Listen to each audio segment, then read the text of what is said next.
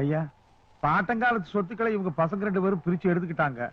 வயசான காலத்துல பாவம் பெத்தவங்களை சேர்த்துக்கிறது யாருதாங்க பிரச்சனையே? அம்மாவை சேர்த்துக்கிறாங்கிறாங்க, அப்பாவை வேண்டவே வேண்டான்னு சொல்றாங்க. அப்பாவை தம்பிக்கார வச்சு காப்பாத்துட்டுங்க, அம்மாவை நான் வச்சு காப்பாத்துறேங்க.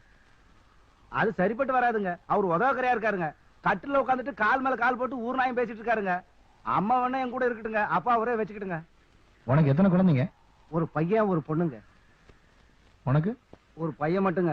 உங்க 2 பேர்லயும் யார் அம்மாவை வீட்டோட வச்சுக்கிறீங்களோ அவங்க தலைச்ச மொழி அப்பனோட அனுப்பிச்சு வரணும். வயசான காலத்துல அப்பனுக்கு துணையா இருக்கட்டும். அது எப்படிங்க 15 வருஷமா பாசமா வளர்த்த பிள்ளைய விட்டு கொடுக்க சொல்றீங்க?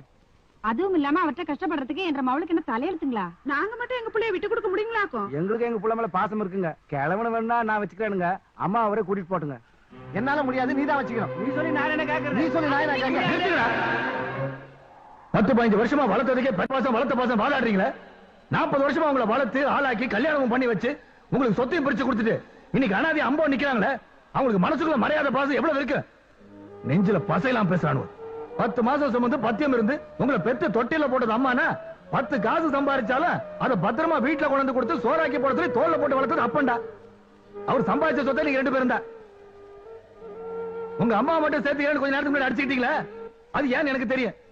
உங்க பொண்டாட்டிக்கு சோறாக்கி போடுறதுக்கு பாத்திரம் வளர்க்கறதுக்கு நீங்க பெத்த பிள்ளைய பாத்துக்கிறதுக்கு தான். அந்த வேலையை உங்க அம்மால செய்ய முடியல வச்சுக்கோங்க, அவங்களே வேண்டாதான் சொல்லிருப்பீங்க. அட பெத்த பிள்ளைங்க மண்ணில் நின்னா மங்கி போயிருவாங்கன்னு மடியில போட்டு வளர்த்தவங்க தான் அப்பா அம்மா. அவங்களுக்கு வயசானதுக்கு அப்புறம் கூட வச்சுக்கிட்டா உங்களுக்கு பாரமாவும் இருக்கு, ஏதாவது பேச காரமாவும் இருக்கு. 10 மாச குழந்தையில பல்லு வராம நீ பேச பேச்ச என்ற பையன் பல நாட்டு பாஷை பேசணும் பெருமைப்பட்ட உங்க அப்பன்டா. இன்னைக்கு நீ நாக்கு மேல பல்ல போட்டு அந்த அப்பனே வேண்டான்றிய. உன்னை பெத்தவனுக்கு என்றா பெருமை?